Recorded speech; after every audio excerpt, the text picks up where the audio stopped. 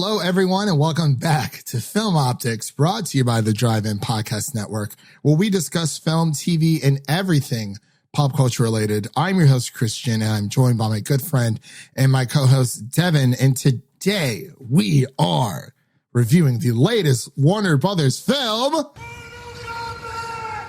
Yeah, we got Mortal Kombat in the house. I was expecting some techno music after that. I wanted to, but I'm not sure, A, how that's going to go across on YouTube and or affect the audio version for the podcast. So I was trying to keep it more simple. But yes, we are reviewing the latest Warner Brothers film, Mortal Kombat. And before we get into our review today, just a little bit of housekeeping here. Actually, let's back up. I'm sorry, Devin. How's your weekend been? It was a good weekend. If you're watching on YouTube, I'm in a different realm right now. I'm in parent realm. I guess you could say. Yeah, parent realm. There you go. It's, hey man, it is what it is. You're home for celebratory reasons, so nothing wrong with that whatsoever. I myself, I had a pretty good weekend. It was just, I got my second COVID shot today. So, I am so sorry. That was the wrong one. You did finish the shots. So I did. I was going to do the nice little applause there,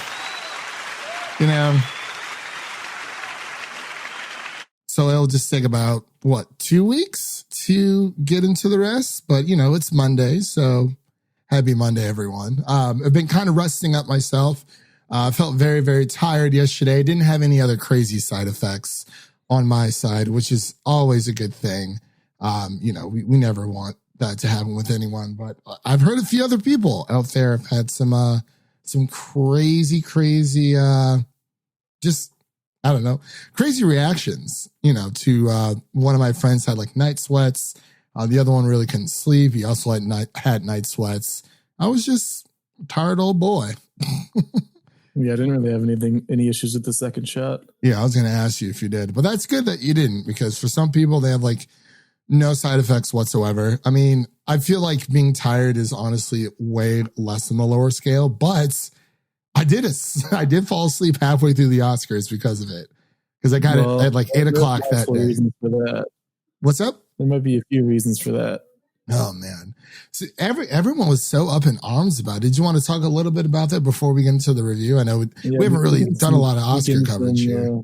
Making some Oscar reactions here. Yeah. So it's so I know oh my God. It was fine for like the first couple of hours, I guess. And then the last part kind of went off the rails. Everything just kind of fell apart. So what do you mean by went off the rails? Because I know Anthony Hopkins won a Best Actor for The Father, which was a phenomenal movie. I honestly, I feel like he definitely deserved it for sure. I know obviously the whole thing with Chadwick Boseman. What was with that? Because I keep seeing on people on Twitter saying it's not that Chadwick didn't. It's not the fact that he didn't win. It was something else. I guess they were. Well, they made the decision mid-broadcast to switch up the order of the awards, because usually Best Picture is last, obviously. Right. Like you'd expect that one to be last because it's the biggest award. But they did that the third to last award, they did Best Picture. And then they did Best Actress and then Best Actor. So then people started speculating, well, maybe they're just doing that because Chadwick's going to win Best Actor. They want to give him the spotlight and a moment for his career to celebrate that, which would make sense. Would have made a lot of sense, but they ended up not doing that and confusing a lot of people. I think that's not only did you take the spotlight away from Nomadland and Chloe Zhao because their award was like not the biggest award of the night, but you also took the spotlight away from Anthony Hopkins because he wasn't even there. Right. He was in Wales, yeah. Not as people that are angry at him, which they shouldn't be, but no, because and then I saw his thing. Sorry, I didn't mean to cut you off. Go ahead.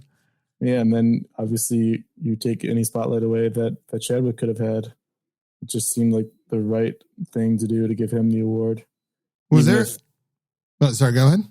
It's even if I haven't seen The Father yet, but I have heard amazing things. It is very good. I will say. I imagine it was a deserving award, but I'm pretty sure he would have understood if Chadwick would have gotten this one. Yeah, and that's one thing I know people were kind of annoyed about. So was there a like a Chadwick like tribute? I'm imagining that there should. That's another thing they really messed up was the in memoriam section, because they were doing it to like the beat of the song, so it would speed up whenever the beat sped up in the song. It was really weird and kind of disrespectful. Oh, what? They were just like speed running through most of the names. Well, I think that deserves a. Yeah. Sorry, y'all. That doesn't sound very, very. What I don't know. That's weird. Like, so I know Anthony Hopkins wasn't there for his acceptance speech. I mean, the man's in his 80s. Why would he be? He was at home in Wales. I did see his like quote unquote acceptance speech. We paid tribute to Chadwick Boseman. So there's always that. Which is nice. I don't know why people are mad at Anthony Hopkins for it. From what I watched, like it seemed to have gone fine. Daniel Kaluuya had a bit of a weird sentence there too. And his speech got interesting at the end. Yeah, it got very, very interesting. And then his mom was like, what? And yeah, we won't go into it, but it was, if you want to look it up, it's definitely out there. He was definitely deserving though. Oh, absolutely. He only got supporting nod for some reason. Yeah, absolutely. And that's the only thing I didn't understand with Judas and Black Messiah. Who was the supporting and who was actually the lead? I would actually say that, you could have both great arguments for Lakeith Stanfield and for Daniel Kaluuya. So it's like, where do they even stand? You know what I mean? Yeah. And then obviously the biggest winner of the night is Nomadland and Chloe Zhao. I'm glad she won for directing, but this is just my take, my business, but like every other Best Picture film on there, I think should have won. Like I would have been okay with any other besides Nomadland. I really like Nomadland. I haven't seen The Father or Minari. Minari was very, very good. I think, each film definitely had something to say, but like, we can't really, I don't know. I would have went with Judas. I would have went with Judas, or I would have went with The Father, honestly. I don't know about Trials of Chicago 7. I thought that was going to win because that's usually like a crowd pleaser, but it is what it is. But hey, there's always no Borat wins either. Oh no, Maria Bach. I thought she was going to win that. Who won supporting actress? It was the mother from Minari, I believe. Oh, that's right. That's right. Yeah. Older actress. Yeah, I think she played Nai, and or no, she wasn't. Was she Nai? I don't think so. Well, Nai was a little bit more heftier from The Farewell. She had a great speech though when she won. She was just like, I finally get to meet Brad Pitt. That's funny. That's great stuff, man. That's really great stuff. But yeah, let's get into our excuse me. I am spoiling myself here. Also, Oscars were down like 58% or something from last year. Like they are. Oh yeah, I saw. Yeah, you showed. It was saying no, sorry, that's from Mortal Kombat. The Oscar ceremony hit a record low, plummeting to 58% compared to last year. I understand that kind of like goes into a lot of people don't have cable, but do you really need? If you can't succeed during a pandemic, you're gonna have to reevaluate some things because everyone's sitting at home. Everyone has nothing to do. That is very true. It doesn't seem like they are trying to adapt to the situation at hand. To give them credit, yes, they did decide to push the Oscars back, and what have you, but it's just, yeah, everyone should be home. So it's like, there's no reason why, the record, but like why this should be a record low year. Everyone should have They also need to make it free to watch. They need to have a place. Seriously. Yeah. You don't like, honestly. And I agree. Sorry. I did not mean to cut you off, but I was talking to Ricky and Jacob about this earlier. I was like, I don't think they need to attach this to like ABC Live subscription or what have you. It needs to be free for everyone. because that is how you're going to get people in. Because That's how they get our generation in, because no one has cable. Exactly. I cut the cord years ago. I've never looked back. It's like, I mean, it's just, I don't know, man. It is very, very crazy. That is a very good point that you brought up, because I didn't even think about that.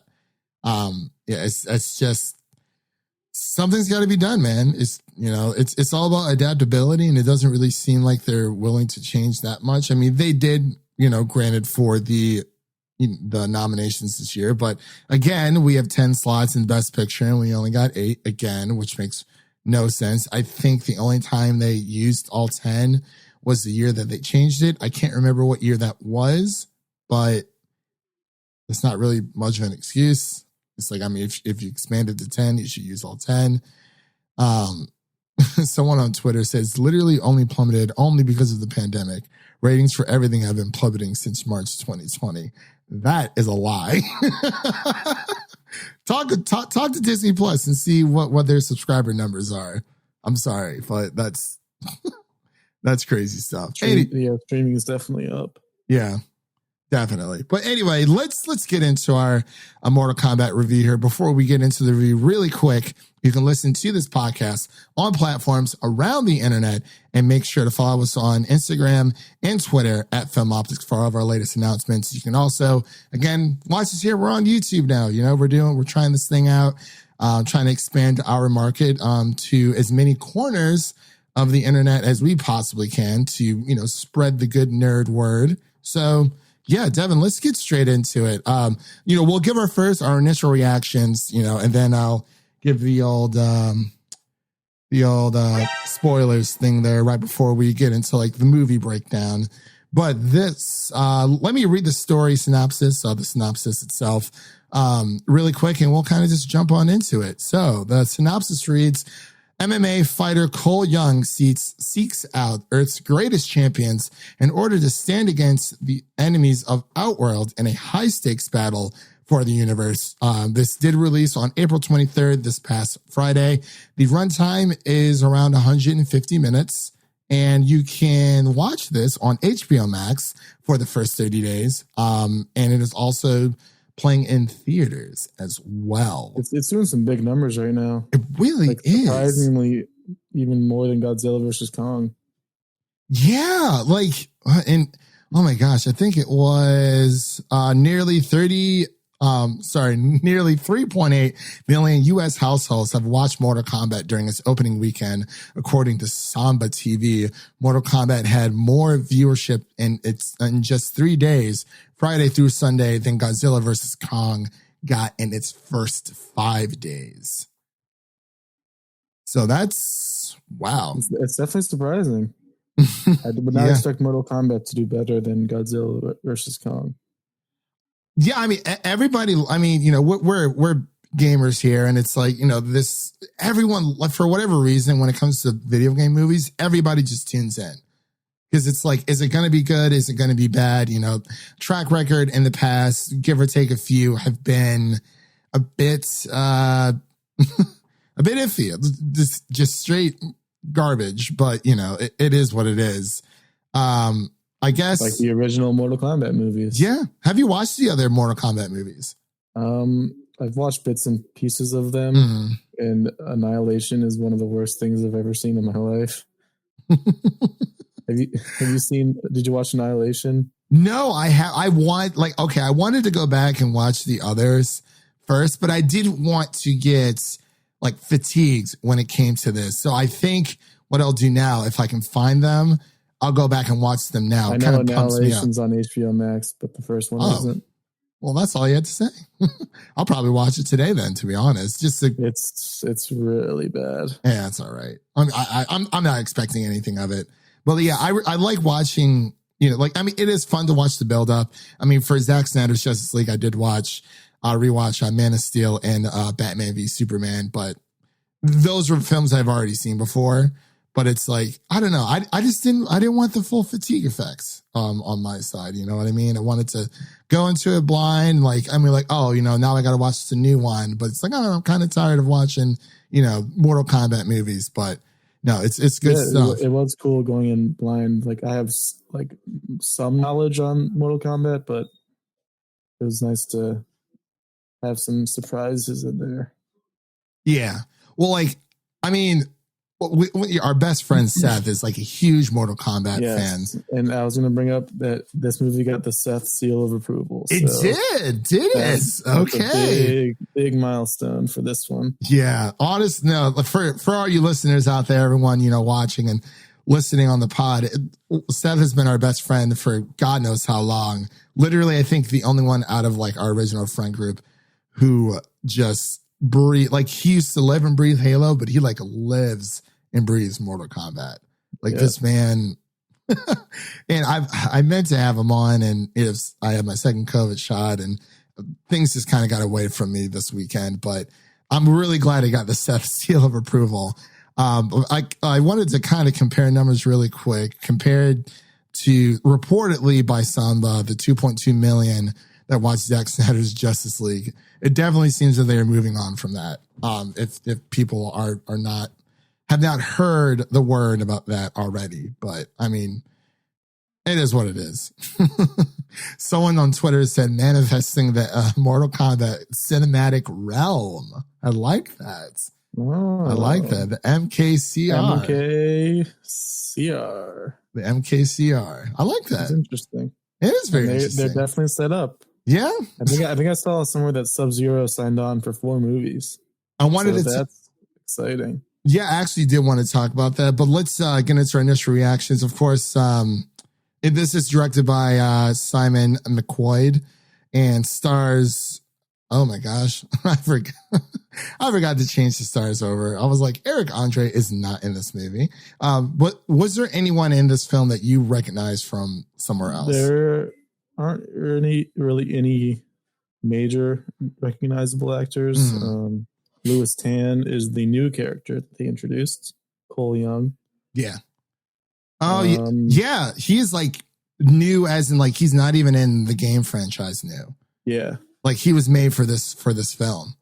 Yeah. I was like, I thought that was an interesting touch, and I wanted to get your thoughts about that as well, because I kind of like it. It's not just it's showing that they are trying to, make their own version of Mortal Kombat. Even though I feel like, just giving my initial reaction here really quick, I feel like it was a bit misleading because, we're expecting this big tournament. This is more of like the prequel leading up to the tournament. I'm not sure if you agree or disagree with that, but that was my little spiel about it. That's my biggest gripe, is that there actually wasn't an actual tournament. Yeah.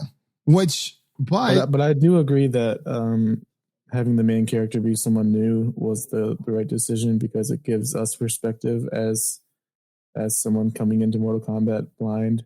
It just kind of gives you someone to attach to. And they're learning as we're learning about it. Yeah. And we've played Mortal Kombat before. Seth has beaten our ass multiple times to the point where it's actually just not even fun anymore. Yeah.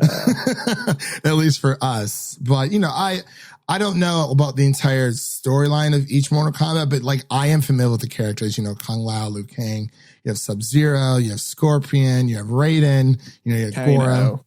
Huh? Kano. Yeah, Kano, you had Sonya Blade. I am familiar. Like if someone's like, oh, like I know who that is. I'm just not a big Mortal Kombat fighting fan, but I love watching other people play, like 100%. And I think this movie, it set out what it wanted to do. Like it is definitely, putting in like little bits of breadcrumbs here or there, but I had a good time with it. That's the first thing I texted you when I was done. I was like, that was fun as hell. Yeah. Like it might not have been the best written or the best story or the best acted or the best visuals. But okay. The visuals weren't bad. I like the visuals. Goro was rough. Okay. Besides Goro. Goro was like Scorpion King, esque. Oh my God. Almost that bad. When was the last time I saw Scorpion King? Wow. That is a good comparison. That's what it reminded me of. Okay. But other than that, like everything was just really fun. Like the characters were all great. Kano stole the show. Yeah. Sub-Zero was amazing. Like that is how you do Sub-Zero. He's basically like a slasher like killer in this movie. Like he shows up, people die, there's nothing you can do about it. Yeah, I mean, he's just like a badass. Yeah, no, Sub-Zero is definitely. I'm just gonna play as whatever. It's just Sub-Zero wins. Like honestly, he does. He does. Sub-Zero does win, and then you have he's just owning everyone. And I'm not okay. So I love the scenes. The first 10 minutes were like legitimately great.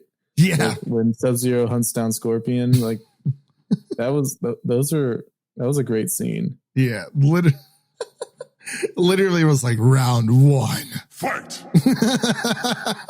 Like you can kind of see, like, you know, you had round one, round two between Scorpion and Sub-Zero, and then you know, later down the line, it does make a connection. Like we don't have a lot of connection with Cole, even though he is a new person in this entire universe, like you said, for newcomers to attach themselves to. But like, besides him saying like, well, before we get into that, are you done with like initial reactions, or you just want to go into spoilers? We usually kind of blend it in, but I'm trying to like chop it up for people who are listening and whatnot. So, any more non-spoilers you wanted to dish out before we head into spoilers? Let's dive in. All right. There's your warning, everyone. We're now going into spoilers here. So, yeah, sorry for Mortal Kombat. But yeah, as I was saying, besides for Cole, you know, us knowing that he has to protect his family, like he's not the world's best boxer, but he's not the world's worst either. You know, he's doing these fights for $200 a night, you know, something to put food on the table for him and his family. Even though his wife doesn't like to come and watch him fight, which is kind of understandable. You definitely see that his daughter is always in his corner, which is really, you know, relatable and whatnot. But other than that, like we definitely got more of backstory with Scorpion and Sub-Zero. And it's like, there was just so many fatalities, and just I felt like some of the phrases were shoehorned in.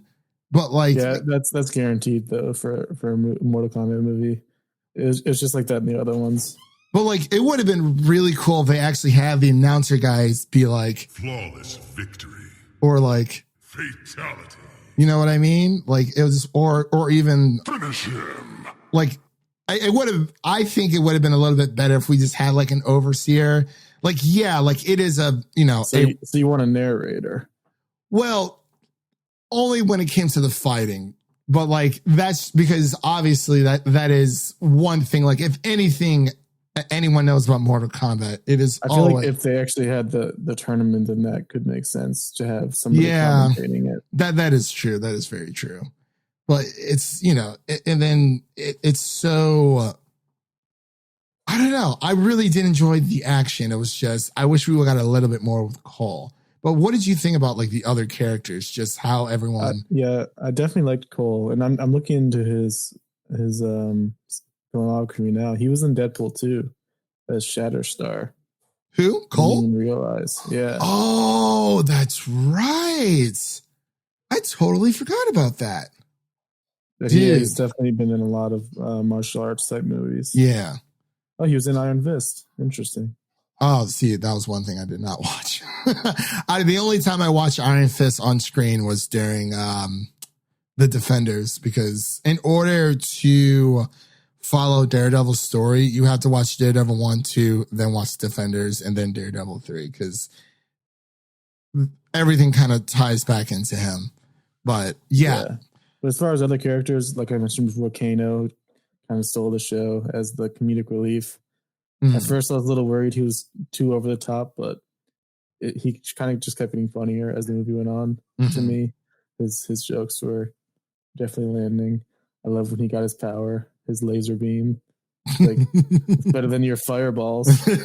He was so obsessed with those fireballs. I swear to God, dude, it was insane. Like, Yeah. And I really like how they use the symbol of, the dragon, the circled dragon, as a way to kind of push the narrative. Like, like there are random people who are chosen for this fight.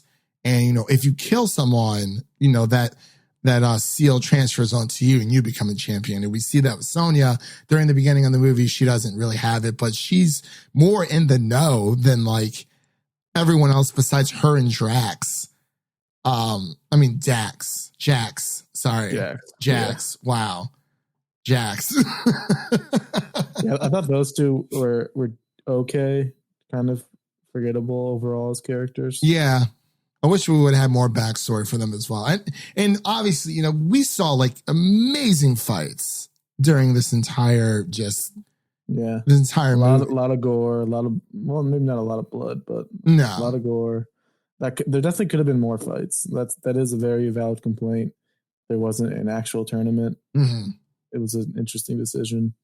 I have seen it's very polarizing. A lot of people are just really down on this movie right now, saying that's like unwatchable and bad. And I just thought it was fun. It's just like Godzilla versus Kong. You have to put aside the story and just watch it for the fights. Like, yeah, you're not watching this for a cohesive story. No, and I think that's where a lot of critics kind of fall short sometimes, because I have seen a few people online saying like how terrible it was, and it's like, okay, like unwatchable. I feel like that's just a little over the top. Like if you did not like it, that is within your right. That is your opinion. You're entitled to that. But to sit here and say that was actually unwatchable, like I watched it twice and I watched it once in theaters and I watched it once on, it was so good in theaters. Oh my God. Yeah, it was great. Like, I mean, and like my theater was as packed as it could be, due to COVID. But how was it on your end? There were some pretty decent numbers. Yeah. So it's like, obviously there's like the restriction, but it was obviously full for what it could be. Right.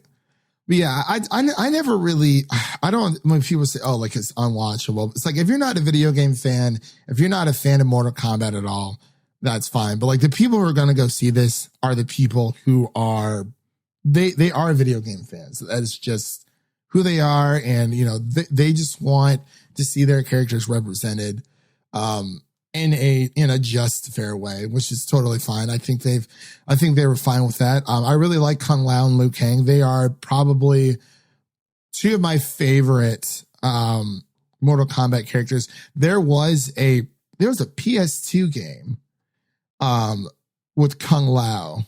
I loved all the hat jokes Kano kept making. Yeah. It was just, I really like how even with Jax, like how he unlocks his like true potential, because obviously he has the metal arms after Sub-Zero just like rips them, like tases him to shreds and whatnot. But it was just, my God, Sub-Zero is so good. Every scene he just shows up and everything, like ice starts forming, snow starts coming down. Mm-hmm. You just know something's about to go down. Okay. Yeah. And that's what I really liked, especially towards the beginning with Scorpion's family, when his wife's like, oh, like, why is it so cold? And I was like, oh. You just see him walking down the street. You're like, oh, yes. Yes. So I think the video game I was actually thinking of that I used to play religiously, I believe it was Mortal Kombat Shaolin Monks for the PlayStation 2. It was more like an action adventure type game. Interesting. And it was amazing. I played the crap out of that. I believe it was Shaolin Monks. Yeah, because it was like a single player type Mortal Kombat game. I was like, wow, like I really wish they would make more of these, but I don't think they ever did. I'm not entirely sure. But yeah, dude, I think that's the reason why I like Kung Lao and my gosh, I'm sorry, I'm blanking on his name right now. Liu Kang so much. and Raiden as the stubborn old guy. What did you think of Raiden in here? Like, did Seth like kind of give you any insights, or was he just like, boom? I didn't really ask about Raiden, but I know in the first two movies he was kind of a random white guy. So it feels like they might have gotten it right this time. Mm.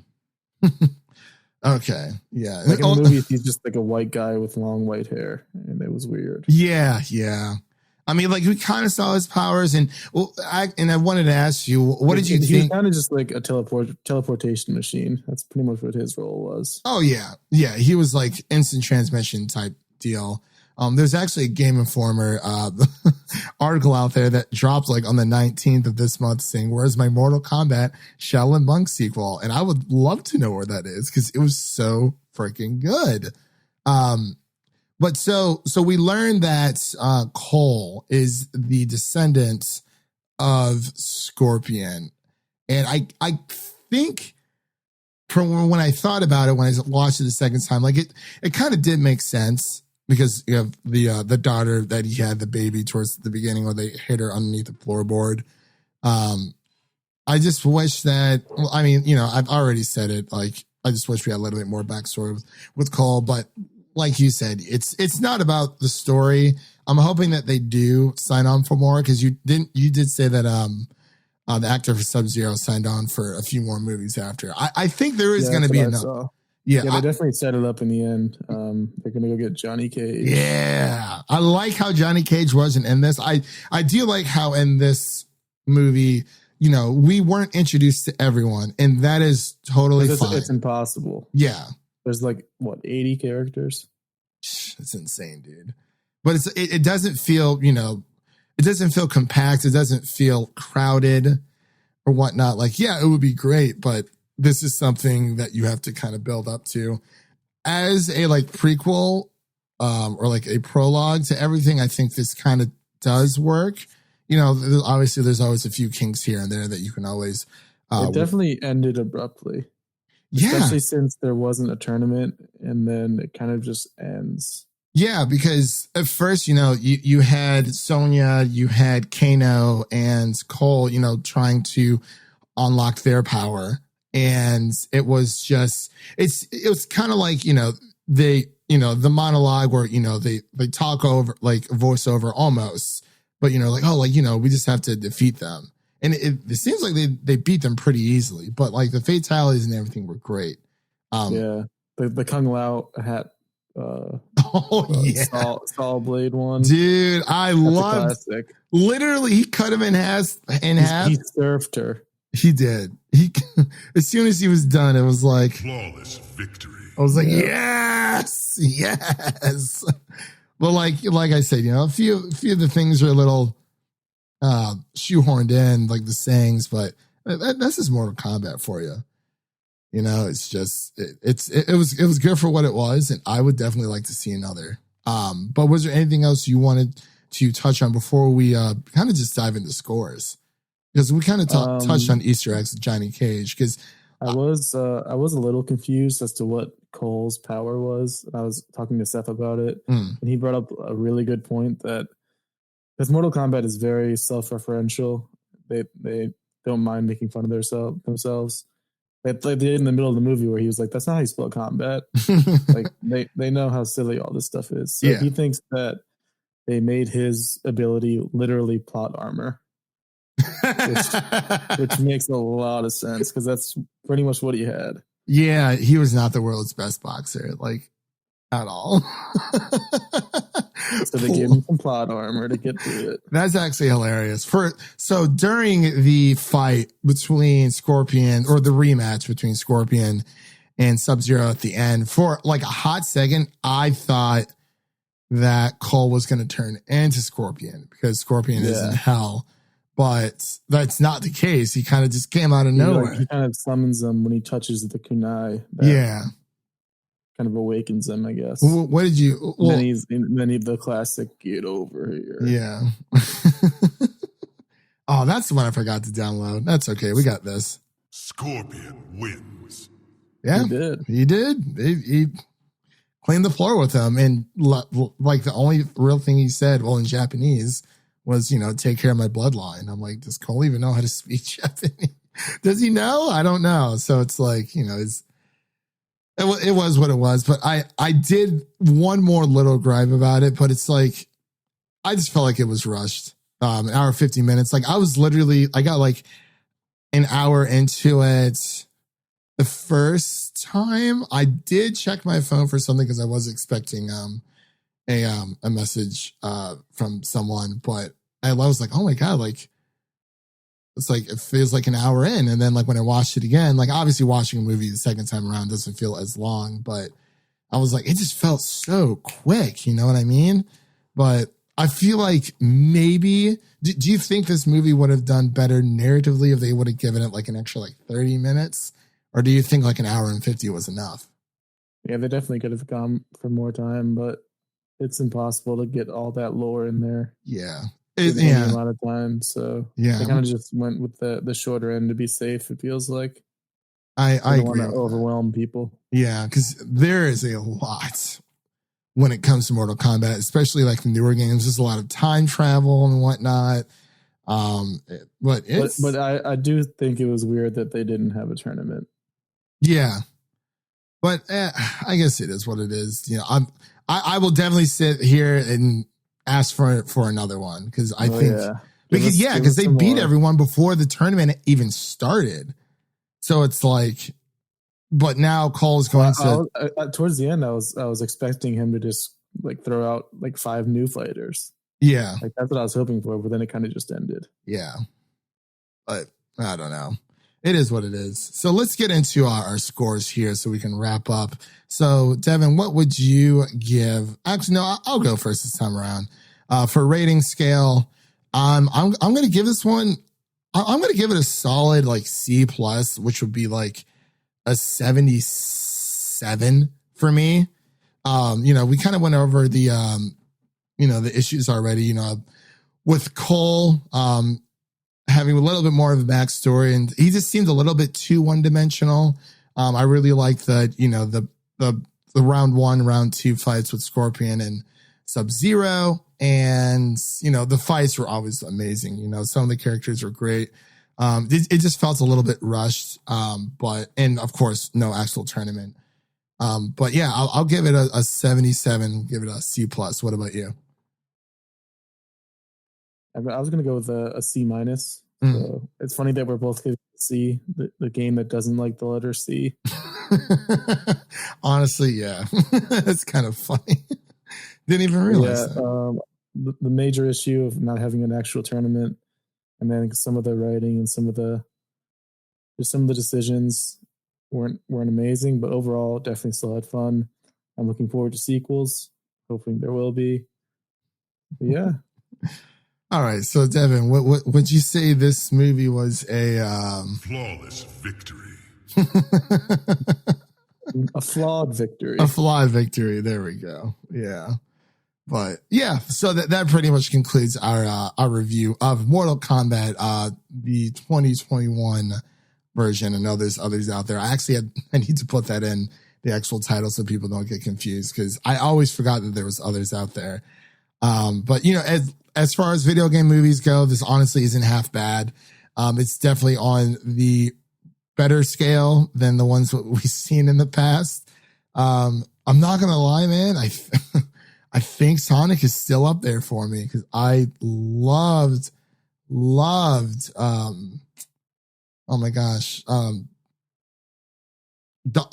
Dr. Robotnik and Sonic. Just their chemistry itself was just great. And it's like Jim Carrey was it's still Detective Pikachu for me.